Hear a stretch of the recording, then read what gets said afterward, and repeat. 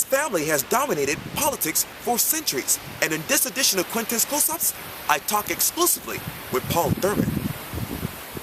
Well, tell me, have you been able to wrap your mind around the fact that you could be Congressman Thurmond? No, I don't.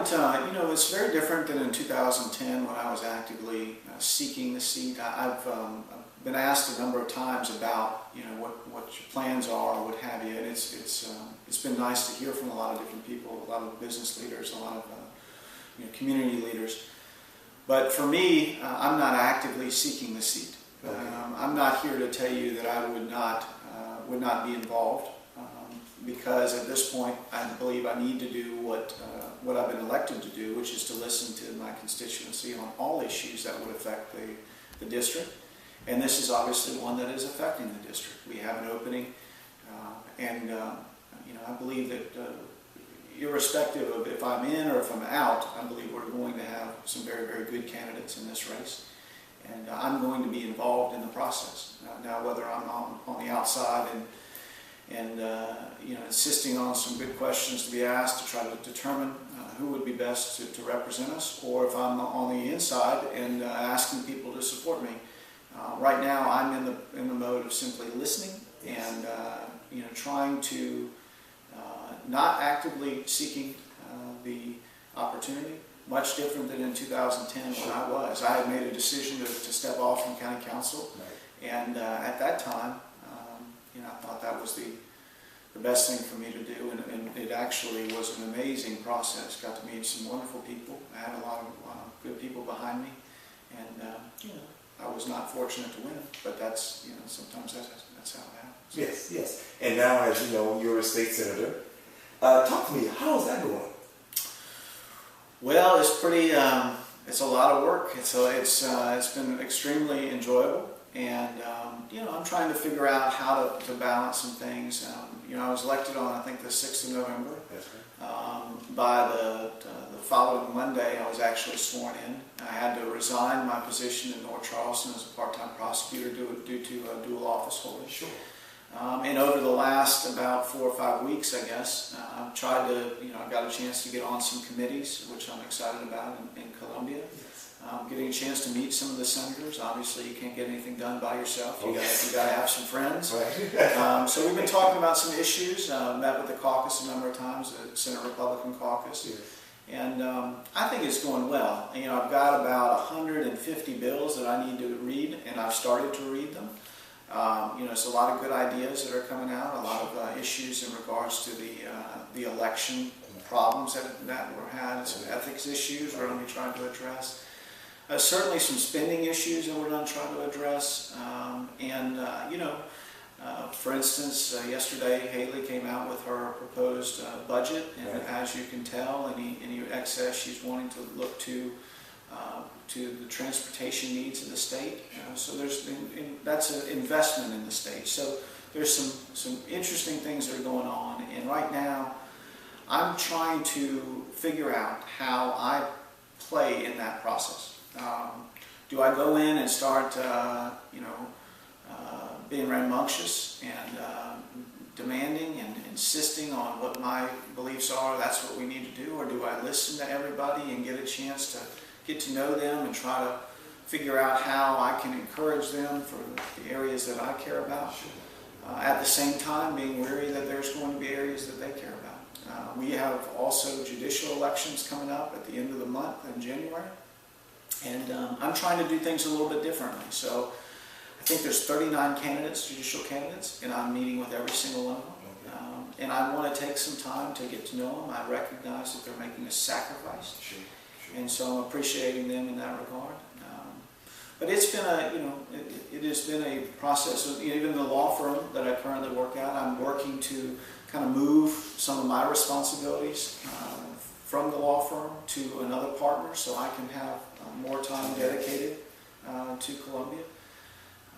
But I've got a secretary there that's helping me out tremendously. I've been going to the legislative delegation areas and just working to make sure that I'm capable of being effective when I get there. So I got to read a lot. Yes. I got to get to know people, and I got to get to know the issues and try to be effective for the community that have given me this wonderful opportunity. Well, you know, a lot of people know you as a politician and a lawyer, but at the end of the day, who's Paul Thurmond? Well, I think what I find most troubling is that I've got to overcome a lot of stereotypes, and that's a I was. What are you doing? What's that? What happened? I'm confused. I thought you were supporting me. What happened? What are you doing? I didn't even think this was true. Hey man, I'm just kidding. What's up, buddy? Yelling since all year up here on the screw. You can start over now. Yeah, that's good for TV. I just come and say Merry Christmas. Thank you. I had to see Andy. What are you doing? I had to see Andy, so I saw Wait a that. second, I'll be done. I gotta get back to the day now. I just want to tell you I love you. I miss you. He's my best friend in the world. I know, I noticed that. Quintin, I want to interview next. Oh no. No, yes. You interrupt my interview now. I think I'm sufficiently read. Yes. Yeah, just tell me, can I call him right back? I love you, Thanks. Paul. What are you doing? Anyway, what I was saying is, I've had to overcome a lot of stereotypes, and that's been a challenging process. I'm so fortunate in the family that I was born into. Oh, yes. My father did some amazing things. My mother did some amazing things. My brother has done some amazing things. So certainly there's a lot of expectations, Sure. and a lot of belief in a certain way of how I am. And so, oftentimes that can be a little challenging, I guess. And I have, when you kind of peel back the onion, I'm somebody that believes in hard work and honesty and wants to get it right and cares and hears people out. Yeah. And so, I don't try to bring any kind of arrogance to the table. I try to do what I think is right for the community. I'm in the foxhole with everybody at this point. I've got kids in public schools. I'm running a business. I'm trying to make this, community and area and state better. Yes. And so, how do you do it?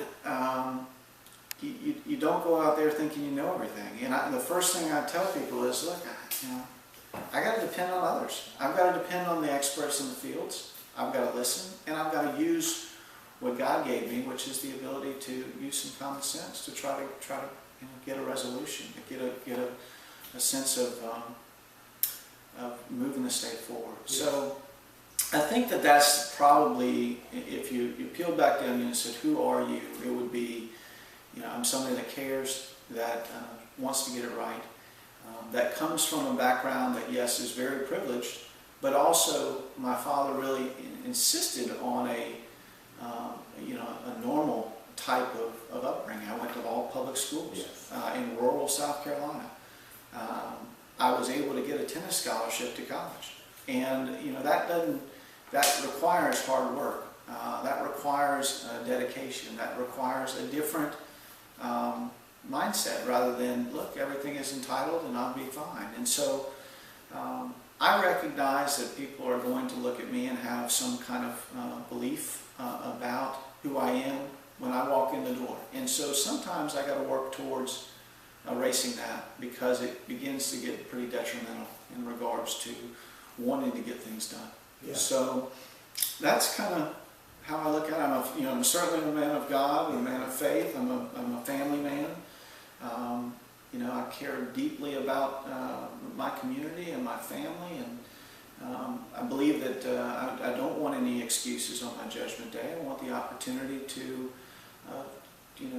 fully take advantage of what God has given me. Yes. So that's as to your question. Yeah. I think that's the best way to answer it. But, well, let's walk down memory lane for a moment. Right. I understand you're raised in Greenwood, but of course you were grew up in Aiken. Well, yeah, I was born in Greenwood, and I grew up in Aiken, and it was an interesting area. I mean, Aiken had a lot to offer in regards to rural area of South Carolina. I went to public schools. had great friends that were from all socioeconomical backgrounds.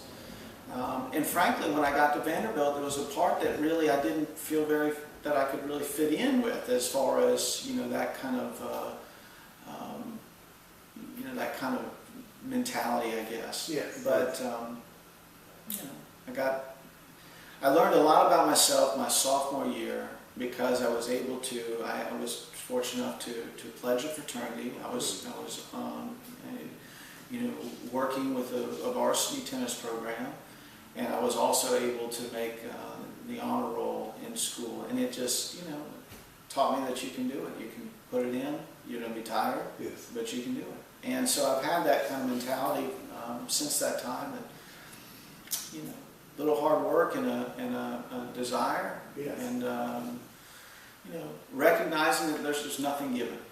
I can remember many hours working my tail off in tennis, and I was a good player. I mean, back in the day, I'm a little bit overweight now, but back in the day, I was a pretty good player. okay, And I wasn't able to go professional. Yeah. I wouldn't have been able to make any money. I think I would have been ranked at some point, but I would not be able to make any money. So, no matter how hard you work, there's no guarantees. And all you can do is try to put yourself in the best position possible. And that's kind of what I've looked at in the different areas of life, whether it be public service, whether it be the opportunities with the business. You just work hard, and you be honest throughout the process, and therefore you can't regret anything. yes, So, yes. Well, let's go back to education. From what I read, you initially went to the Citadel, but enrolled at Vanderbilt. No. They enrolled me at birth at the Citadel. Okay. I'm not really sure how that worked, but that's what I was told. Okay. I was able to get a tennis. I was actually pretty highly recruited and was able to get a tennis scholarship. And that's kind of the history. From there, I went up to D.C. and lived with my father for a year and worked for Fred Thompson on the Governmental Affairs Committee, and then went to law school. And met my law partners in law school, met my wife my last year of law school, and knew that I wanted to move down to Charleston. As a young child, I was always brought to this area, and it's got a lot of wonderful things to offer, so it's where I knew I wanted to be. Yes, and after Vanderbilt and being some time on Capitol Hill, you actually became an adjunct professor at the College of Charleston. Well, yep, I was, after law school, I came down and prosecuted for 3 years. Right. And then when I decided to go out in private practice, I wanted to continue to be involved, so I taught at the College of Charleston for 2 years, mock trial. And boy, I enjoyed teaching with those kids. They were really focused, they cared about it, they wanted to learn, and some of them went on to be lawyers, which is exciting that I had that kind of influence. But you try to bring a little bit different to the table, a little bit, all these different areas of involvement, whether it be locally serving on county council, whether it be working in D.C., whether it be working in Columbia. I worked for 2 years as a law clerk for the House Judiciary Committee. So I've got a kind of a diverse background, and what it's taught me is that it's really okay not to know everything, but to be able to listen to people and hear them out, and sometimes you got to rely on other people that really know the area. Yeah. And so, kind of like right now, with getting ready to really start my service in the state senate, I mean, I've sat down with mayors and chief of police. I've got a scheduled meeting with Nancy McGinley in regards to education. I'm hoping to meet with the principal of my son's school and sit down. We've talked about that. And so just hearing from them, I've sat down with the solicitor to talk with her about some of the issues. But hearing from them and trying to be an advocate and trying to figure out how best to serve this area and this community with the opportunity that's been given to me. And later, as you mentioned, you became an assistant solicitor for Charleston County. Out of all the cases, which case had an impact on you? I have one that is still stuck in my head a pretty good amount. It was an armed robbery. It was done by a knife. The victim did not want to participate. And the guy, it was his 30th birthday, he decided to go and party a little bit too much. He had not only been drinking, but he started using illegal drugs. And he made a horrible decision because of those drugs, he made a horrible decision to go and rob somebody in a parking lot. The case was very solid, and the victim had talked to the defendant and the defense attorney and made a decision he really didn't want to pursue it, mostly because of the exposure for him, but also because he felt like this was really a one-time thing. And I remember that despite all that, I had negotiated a sentence of 15 years, and the guy had family. And you know, I think about that case a lot because it really, it was about deciding what was justice, and you had to be consistent on how you handled these cases. If you weren't consistent, and it's very much like being a public servant, when you're not consistent, something else is going on. And so I wanted to be consistent. I recognized that the victim didn't want to participate. However, there's no doubt that this crime took place. And to make sure that justice was appropriately done in the case. The guy got a little bit of a break in that he ended up pleading to strong arm robbery, which doesn't carry a mandatory 85%. However, he still was sentenced to 15 years, so he was done to about 5.5 years in jail. And that, you know, I thought that was justice in the case. It was consistent with how I'd handled other cases. And I tried to take into account the victim's wishes. Sure. But those types of cases, it's really important to, from law enforcement's perspective, from the defense attorney's perspective, you just have to be consistent on how you're handling them. And the reason why that case was so difficult is that the gentleman really didn't have any prior record. He had family. They were going to be greatly affected by him going to prison. Sure. But it was the right thing to do when the overall picture of being consistent on how to handle these cases. So there's a lot of cases like that. I can remember a young lady that I remember she came and she was charged with armed robbery too. And I remember she probably was 17, 18 years old. And the judge asked her, you know, beautiful young lady, do you have, you know, are you married? No. Do you have any children? Yes, 4. I'm 17 years old with 4 children. And you start to wonder about, you know, society and how could we encourage this young lady to have not gone down this path. And, you know, unfortunately you're not going to be able to help her, but you might be able to help people in the future. And, you know, looking at it from a standpoint of law enforcement, how do we make sure we keep our communities safe? From a standpoint of, you know, the defendants and how to encourage the appropriate behavior, discourage bad behavior.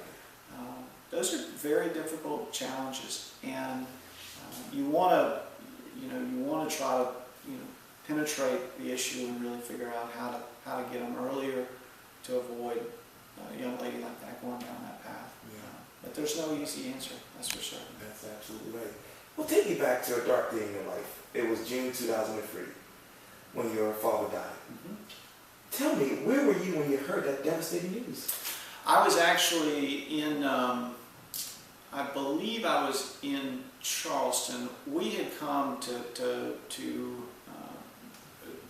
during the last couple of months, we had come to Edgefield on a pretty good amount of basis. We were told that things were kind of going downhill. And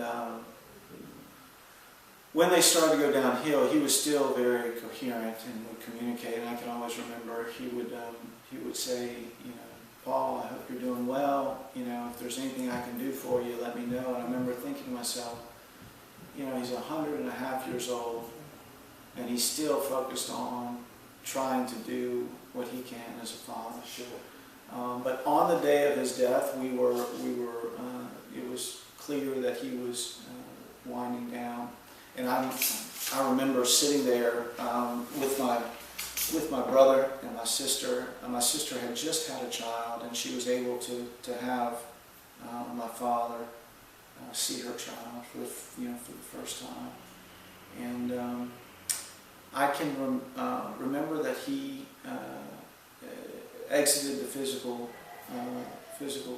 being as peacefully as you could imagine. There was no pain. He was very comfortable, and he was very much at peace with his Lord. And you know, we look at. I fortunate we were that we didn't see him suffering in any way. But very peaceful, and of course it was a wonderful send-off. I can remember hundreds and hundreds of people coming to the State House that we received, and just a tremendous outpouring of support. My biggest frustration is that at this point he was such a huge fan of children, and he not ever getting to meet my children, and my children not getting to meet him was just, obviously a little bit disappointing. I wish that would be different. But his legacy lives on, and the things that he really believed in that we talked about on a regular basis, such as being a man of integrity and character and hard work. Yes. And that's what I'm working to emulate. Yes. And that's what I talk to my children about. Yes. So his legacy lives on in a lot of different ways, not just in the physical sense, but also in what he taught us and what was important. As a child, I can remember him. He came through the Depression, so it was a lot different being raised by somebody in his age. But the things that I think we somewhat take for granted, he didn't. Leaving lights on was just not. I used to get fined for lights back in the day. Wow. If you open the garage door without really needing to, that would be a fine. I can remember spending hours on end on a Saturday morning, afternoon, arranging bags that for some reason he thought we needed, like small bags, medium bags, large bags. It was just a different era, but having somebody that was conscientious of that is certainly a lot different than I think in this day and age. Most people aren't very conscientious of little savings that he was focused on. Yes. So. And he was such a powerhouse, not only in South Carolina, but around the country. Tell me, when did you know he was actually a powerhouse? I missed out on a lot of his kind of fiery days. He had me when I was 73, when I was old enough to really, appreciate it. He was in his 90s. He still was very sharp, and physically he was a specimen, to be quite candid. Yeah. When I lived up in D.C. with him at 98, 99, he was still swimming 2 to 3 times a week, approximately 2 miles every time he swam. And he'd swim on his back, but it was, his exercise. He would lift weights and do calisthenics, bending and stretching every morning. And I think about how difficult it is. I'm 36 years old, and I don't get up and think I'm not exercise, like he did. Yes, he was just in the routine, and he didn't miss it. I never saw him miss it. He ate wonderfully. Yes. Was very conscientious about what how he took care of himself, and the results show. He had his mind, he had his body for a long, long time. But as far as when I really realized, I was in my teens, and I still didn't really appreciate it as much as I do now. I don't think we ever appreciate our parents until we actually have children. Yeah. And his interest in me as a child, his involvement, his focus on making sure that my needs were being met, and his interest was exhibited on a daily basis. Yes. And so I'm very grateful to have had that experience. While it was 27 years, I wish it was more. But God needed him to start helping him. Sure, absolutely. And he lived a long, wonderful life with a lot of different variety of background in what he did. As I've gotten older, I've also learned to grown to appreciate more all the different things he was able to accomplish, and really cared a lot about people. His constituent service was phenomenal. His interest in people was sincere, and he really had an amazing way of remembering people. I can remember being at a car dealership, and he getting a call from his secretary about the obituaries. And I never knew he did this, but he did this almost daily, I'm sure. But it was his secretary reading him the obituaries, and him responding on people that he knew, reciting the lineage of that person. So if it was, Tom Smith's married to Jane, and Jane and Tom have 3 children, and they also have a cousin, so I need you to send a letter to boom, boom, boom. And he literally, Quintin, if there was 30 names, 20 of them he did this with from throughout the state. He just had a tremendous memory. Yeah. And it's because he sincerely cared about the people that he had gotten to know over the years. Sure. And he was very focused on making sure that they, when somebody died, he was very focused on making sure that they knew that he was thinking about it. Yes. When somebody got married, he was very focused on making sure that they knew that he was out there. Yes. And those types of things, I don't know if you can ever emulate that. I mean, I've been involved in constituent service and responding to people, but really being able to, I just think South Carolina's gotten pretty big, and it's, but it's something to shoot for. It's something to be known for as a, really responsive and caring about people, and that's what he did. And the downside is that, I didn't know him in the 40s or 50s or even the 60s. And the frustration for me is that most of the history books are written from about my father from those times. Yeah. Maybe even before. But the person that I knew was caring about all people. And it frustrates me tremendously that the history books seem to want to discuss some decisions at this point, at that point, that were inconsistent with the person that I knew. Yeah. And I can't fight them and argue about it. I can just keep in my heart what I know is true, and I know the people that really knew him, that got to know him, will know that that's true as well. Yes. Well, describe to me the following in one word. Come again? Yeah. Could you describe to me the following in one word? Okay. Your wife, Katie. She's a tough one. Yeah. She's a drill sergeant.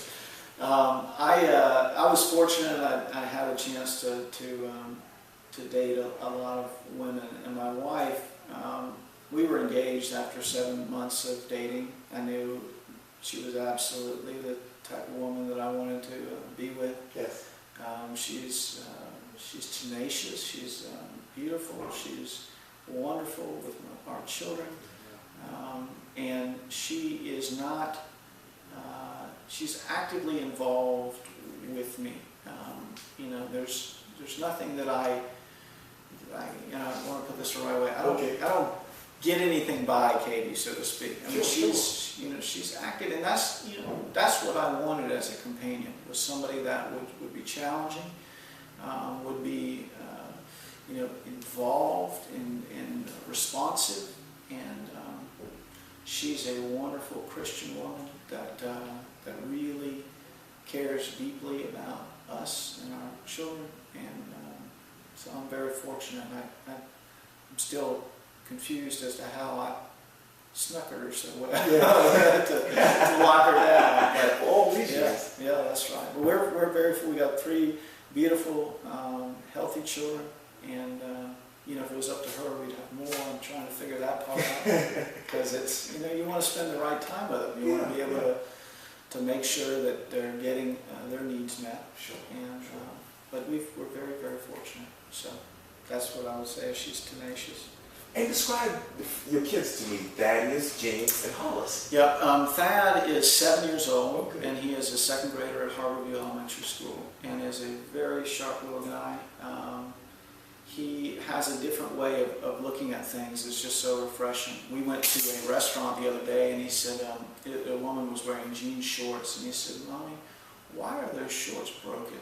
And I thought to myself, he doesn't get the fashion side. He looks at it and just calls it like it is. But he is a very active young guy. He is into more computers rather than sports, which is challenged because both my wife and I were collegiate athletes. She ran cross country and track. So we had this idea that our children would be very, very active in sports. Sure. First one, not so much. The second one is James Fletch. He goes by Fletch. Okay. We were big Chevy Chase fans, so we liked the movie Fletch. We thought it was a neat name and hadn't heard a lot of Fletches. So But Fletch is 5. He just turned 5, and he is still at Quintin in preschool, and he'll start kindergarten next year. Also at Harborview. Or if we get fortunate enough to get into Buste, we'll see. And then our last one is Hollis, and right now he's got the nickname Hurricane Hollis because he is all about destroying the house. So he gets out there and starts opening things up and taking things out. And yeah, they're all unique. They all have a little bit of a little bit of me and a little bit of Katie in them, and they're just a joy. I mean, I didn't know what kind of father I would be. I didn't know how much I would enjoy it, and I truly do. I enjoy being around those boys, and they're a wonderful part of my life. And you know, the worry is you just hope you can protect them for the challenges as far as the society that really makes us all concerned. And but I want them to have exposure to a lot of different things. I don't want them to be sheltered. I want them to have a good education. I want them to get exposed to a lot of different people and a lot of different backgrounds and philosophies. And I think that's what was fortunate about my upbringing, was I was exposed to that. My wife was too. She went to public schools in Walhalla, South Carolina. So we're working on it. It's a daily challenge, but it's life, and you just hold on for the ride. So, what would describe Paul Thurmond?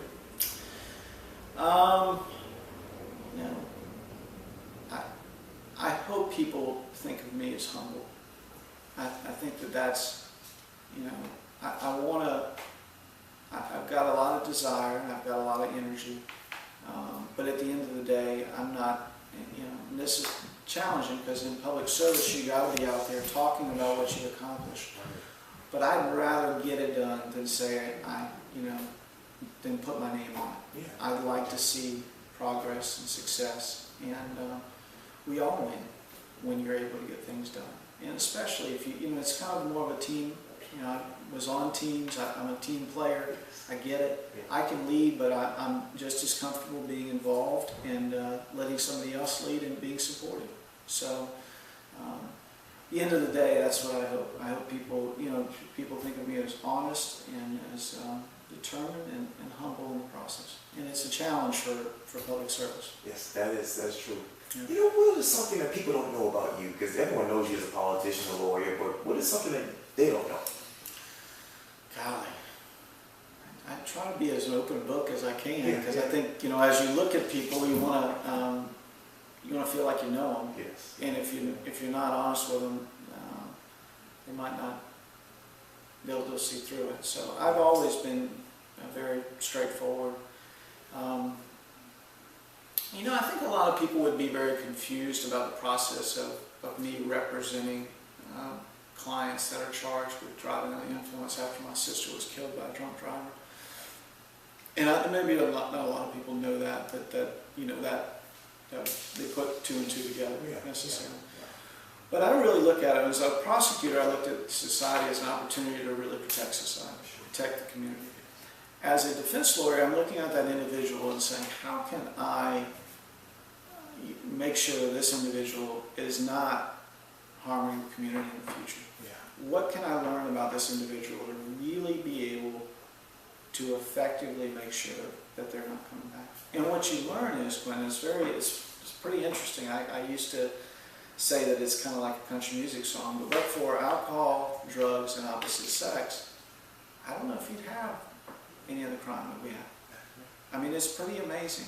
They can all somehow get back into those categories for the most part. So I'm looking at trying to figure out how I can drill down, figure out what the issue is, resolve the issue. Usually it's through counseling, and then really, look to that person to not come back and harm the community. So in a way, I'm protecting the community in that regard. There's no doubt everybody deserves a defense. I don't take every case. I don't take some cases that deal with subject matters that I'm not comfortable with. But for the most part, I think people would find that a little bit unusual. Yes. And it's, frankly, I've had to come to grips with what happened to my sister in that regard, and it's very unfortunate, but, God's got a plan in that regard, and, who am I to judge that person? Yeah. So, as far as something about me that maybe is a little bit, people don't necessarily know, that's something that I think is somewhat unique.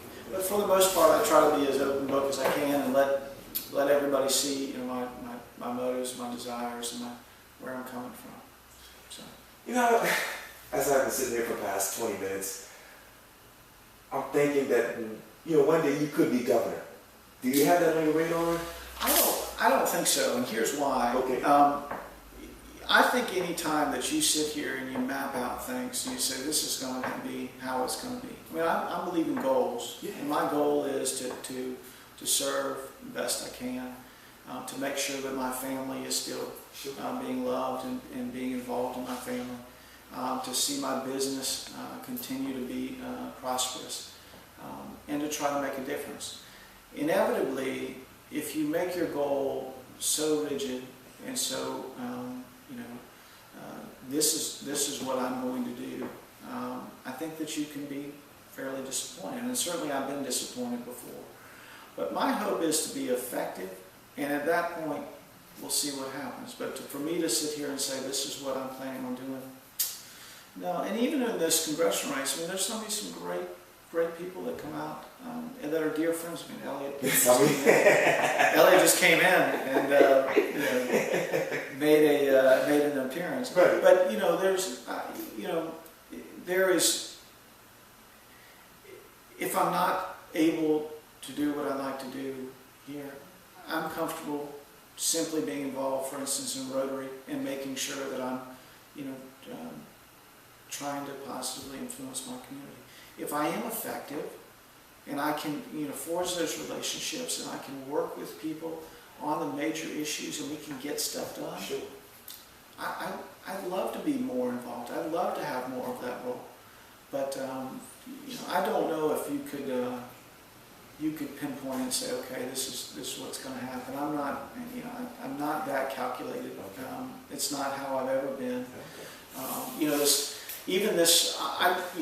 There was no chance in the world I would have been running against McConnell. So this scenario with the state senate became an opportunity that I thought I could do a good job, and fortunately I've been given the chance to see what I can do. Yes. The U.S. House, I mean, who knew that Henry Brown was going to step down? Yeah. So there's a lot of moving parts. I mean, this whole scenario with Tim is a little bit unusual, but I'm not actively seeking it, and as time goes by, we'll see what kind of progress I can make to feel like I'm improving the community and the state. I care about it, so I want to be involved. Sure. But it's I'm not focused on that. I'm focused on trying to do a good job and being responsive and listen to people and make some good decisions. I won't make all the right decisions, I know that. But all I can do is use the information I have to try to make the best decisions possible and listen to people. Sure. And be approachable, be transparent. We had a vote the other day that I was just shocked. Why would we ever want to not have roll call voting on every issue at hand? If it's a time issue, it's a time issue. Okay, it doesn't take that long. We'll figure out how you push a button or something. We got technology for that. Where do you stand? Yay, nay? Push a button. That's all you Boom. Yeah. You got it. So I want, and I don't know if it's possible, but I want people to feel that the elected people they put in place are honest people. And I don't have anything to hide. I don't get it. So that's one of those things. We just had a vote the other day, and I was shocked that that was the case. But I haven't had a chance to get to know all these people and encourage them yet. I'm working on it. So we'll see. It should be an interesting time. Well, Paul Thurmond, was so good talking to you. Yes, sir. Thank you so much. Thank you.